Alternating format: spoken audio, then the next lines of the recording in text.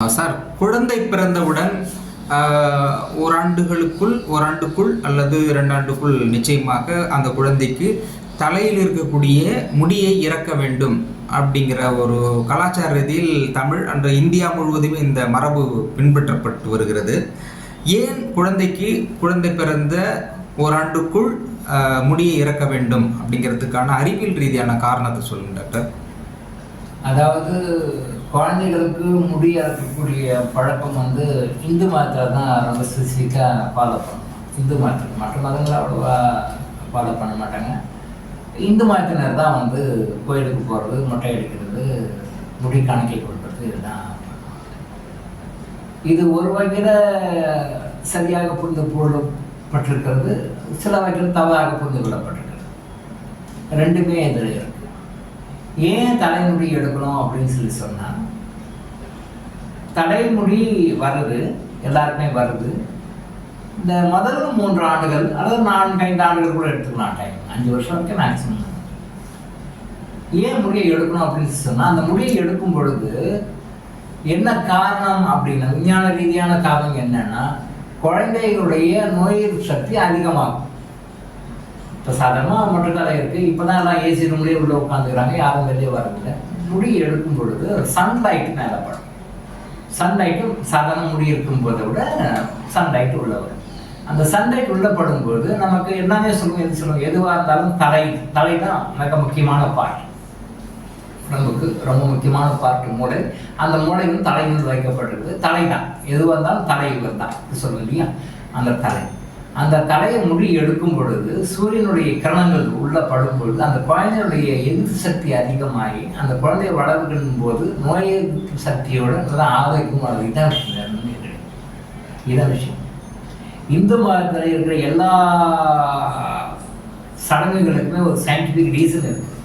அந்த சயின்டிஃபிக் ரீசனை சயின்டிஃபிக்காக சொல்லாமல் சாஸ்திரங்களாக சொல்லி வச்சோம். குழந்தைக்கு போய் முடி எடுக்கணும், குழந்தைக்கு முடி எடுக்கணும் அப்படின்றது என்னன்னா, அந்த முடியை எடுத்தோம் அப்படின்னு சொன்னால், அந்த தலைமுடியில் தலைமுடி இருக்கும்போது ஒளிக்கிரணங்கள் படுறதை விட தலை ஓப்பனாக இருக்கும்போது முடி வழித்து எடுத்த பிறகு கிரணங்கள் படும்பொழுது குழந்தை நல்லா இன்னும் ஆரோக்கியமாக வளரும்.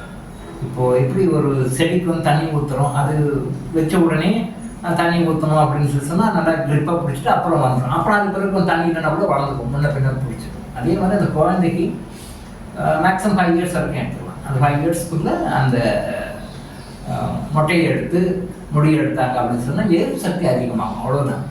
பட் இப்போ இதுக்காக மற்ற மதங்களை சேர்ந்த நம்மளால எடுக்கிறது இல்லையே, அந்த மொட்டையை அடிக்கிறது இல்லையே, செய்யறது இல்லையே அப்படின்னு அவங்க மட்டும் எப்படி இருப்பாங்க? அவங்களும் ஆரோக்கியமாக தான் இருப்பாங்க, தப்பு கிடையாது. பட் அவங்கள கம்பேர் பண்ணும்போது இவங்க இன்னும் கொஞ்சம் ஆரோக்கியமாக இருப்பாங்க. இப்போ முடி எடுக்கிறேன்னா நோயாளியாக இருப்பாங்க அப்படி கிடையாது.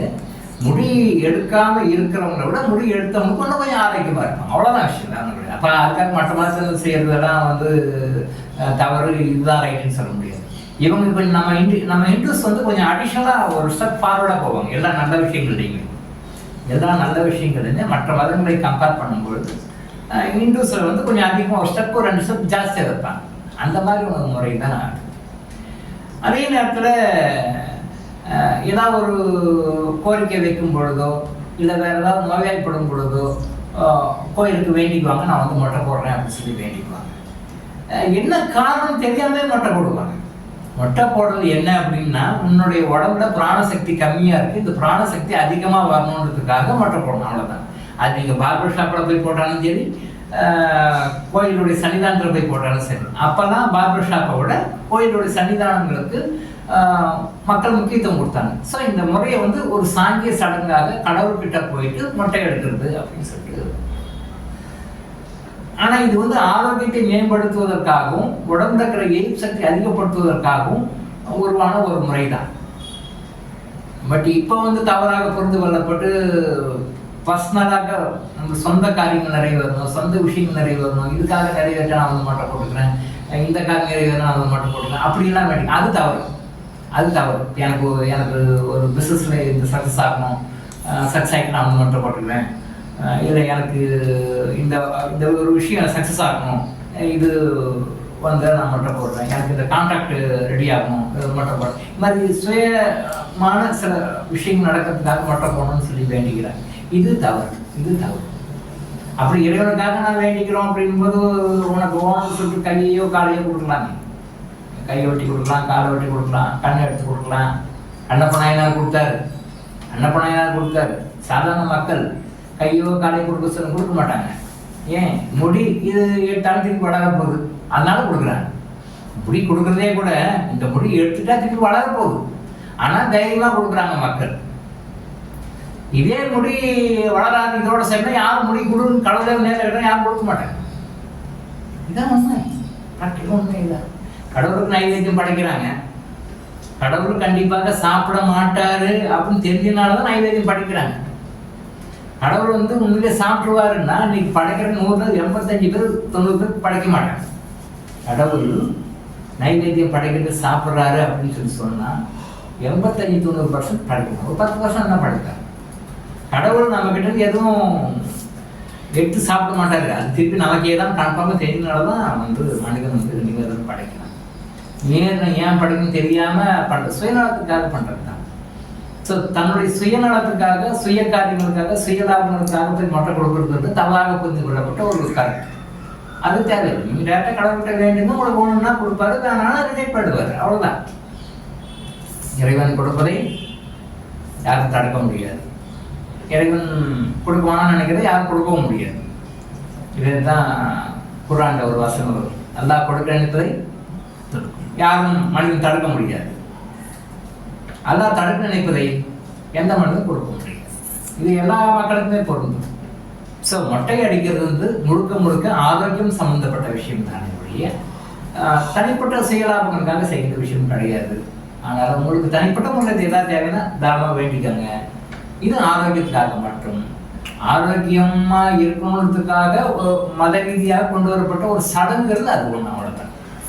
ஸோ மொட்டை அடிக்கிறது பெஸ்ட்டு. மொட்டை அடிக்கனாலும் தவறு கிடையாது. மொட்டை அடித்தா இன்னும் கொஞ்சம் ஆரோக்கியமாக இருப்பாங்க. 5 இயர்ஸ் வரைக்கும் எடுத்துக்கணும். அந்த வளர பருவத்தில் அந்த முடி இருக்கணும் அப்படின்ற கருத்து தான். இந்த கருத்துக்காக தான் இந்த மாதிரி தான் நான் ஏற்கனவே சொன்ன மாதிரி எல்லா விஷயங்களுமே மனிதனுக்கு நல்லதை சொல்லக்கூடிய விஷயங்கள் தான் எல்லா சாங்கிய சடங்கு பின்னணியும் இருக்கு. ஆனால் மனிதன் அதுக்குண்டான காரண காரியங்களை தெரிந்து கொண்டு வாழ்க்கையில் பயன்படுத்தணும். அவ்வளோ சும்மா மூட நம்பிக்கையா ஏதாவது சொல்லிட்டா நான் செய்கிறேன் அப்படின்ற மாதிரி செய்யணும். விஷயங்களை தெரிந்து கொண்டு ஃபாலோ பண்ண நல்லது. ஸோ மொட்டை அடிப்பதுன்றது வந்து முடி எடுக்கிறது வந்து ஆரோக்கியத்தை மேம்படுத்துவதற்காக, வளரும் பருவத்தில் ஆரோக்கியத்தை வந்து சரிப்படுத்துவதற்காக, பிராணசக்தி தலை மூலமாக அதிகமாக ஈர்ப்பதற்காக கொண்டு வரப்பட்ட, சாஸ்திர ரீதியாக கொண்டு வரப்பட்ட ஒரு சடங்கு. அது தவறுவதும் கிடையாது. நான் சொன்ன மாதிரி பண்ணணும். டாக்டர் இளங்கோ ஆயுஷ் ஹாஸ்பிட்டல் வழங்கும் விழிப்புணர்வு இது.